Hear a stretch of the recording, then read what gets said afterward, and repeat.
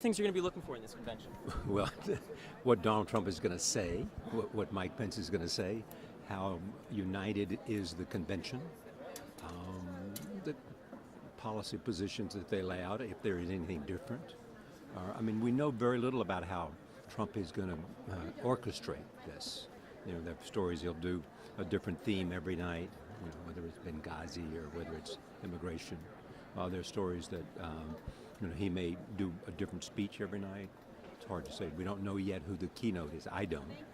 We know who some of the speakers are, who that names have been released. And I think there is anticipation because of there have been some troubles at rallies before. There'll be some questions about whether there'll be protest.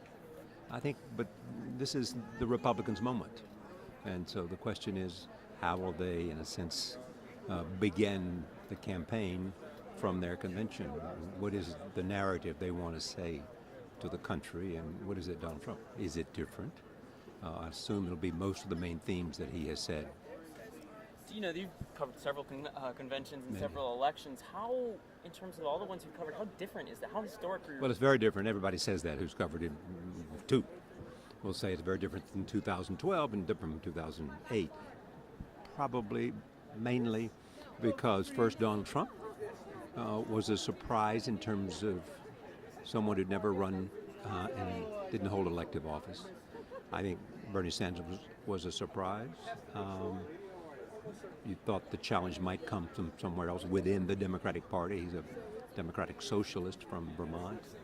I think the use of Twitter by Donald Trump has been much more extensive than anybody ever had seen before. I think Trump's sense of marketing is different than most candidates because his experience is different.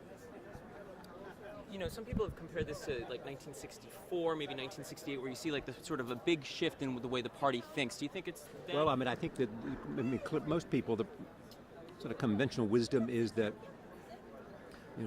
Trump has been both to the right in some ways and to the left in some ways of where the Republican Party is on certain issues. Most conventional wisdom says that the Democratic Party has shifted a degree to the left, and part of that's because of the success of Bernie Sanders on some issues.